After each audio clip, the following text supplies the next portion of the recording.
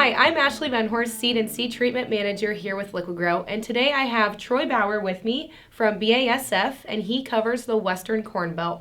Troy, thank you for joining us today.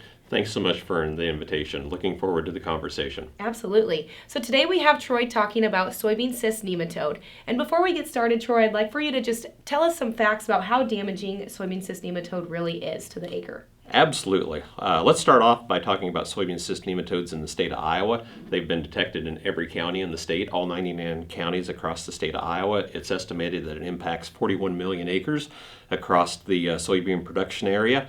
And as growers start to sample fields, we've actually had a program where we work with growers where we go out and assist them to sample their own fields, and we're finding soybean cyst nematodes in over 85% of the fields that we sample in. And it's economic in over 50% of the fields. So it's a pretty big deal for growers to work with out there. Yeah, that's really interesting, Troy. So what is it per acre that farmers are missing out on?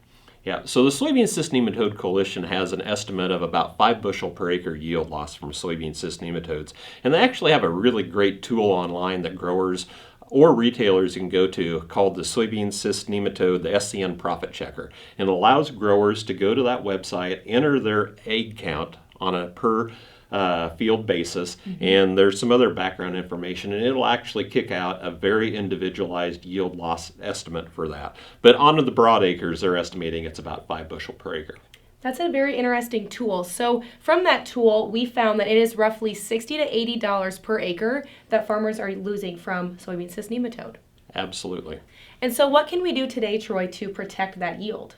There's a number of things that growers can enact to help manage soybean cyst nematodes. Number one, they need to rotate to a non-host crop, and many growers in Iowa know how to grow corn very well. And so that's a great crop to rotate to reduce your soybean cyst nematode levels.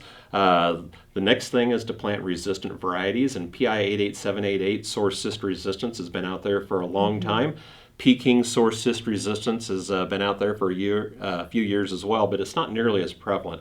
The issue with PI 88788 is with the 30 years it's been out there, soybean cyst nematodes are figuring out how to overcome that resistance. And so it's becoming less and less effective with time. So growers really need to think about other management strategies as well, and that's where a product such as Alivo comes in. A really strong nematicidal seed treatment that kills nematodes right around the base of the root and helps protect that yield potential for the growers. There's some great independent research out there from the University of Missouri that looks at a number of the seed treatments that have nematicidal claims.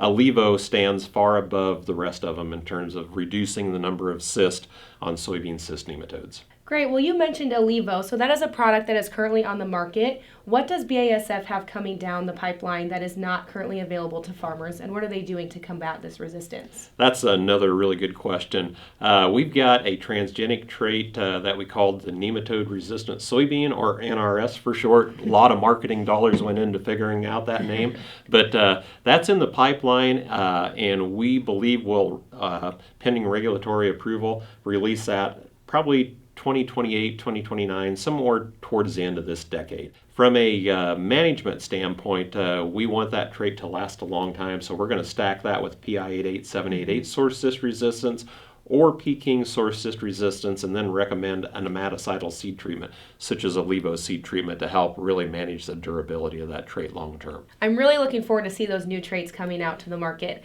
As I think about traits, I think about corn rootworm and the resistance we're seeing against that. So what do we see for stewardship that we can help the farmers to, even though there's not new traits yet, what can we do ourselves to help prevent this? Yeah, so I think as we think about the trait in the future, we need to enact all those management strategies that we talk about. So growers need to rotate. As this new trait comes to the market, it's going to be stacked with PI 88788 source cyst resistance or Peking source resistance. Along with all that, we're going to want to use a strong nematicidal seed treatment such as Alivo. Sure. Well, great. Thank you, Troy, for being here with us today. We really appreciate you taking your time to sit down. Thanks so much for the opportunity. Absolutely. And if you have any questions about soybean cyst nematode, feel free to reach out to your local Liqui-Grow rep. Have a nice day. Lead Academy. Liqui-Grow Excellence and agronomy Development.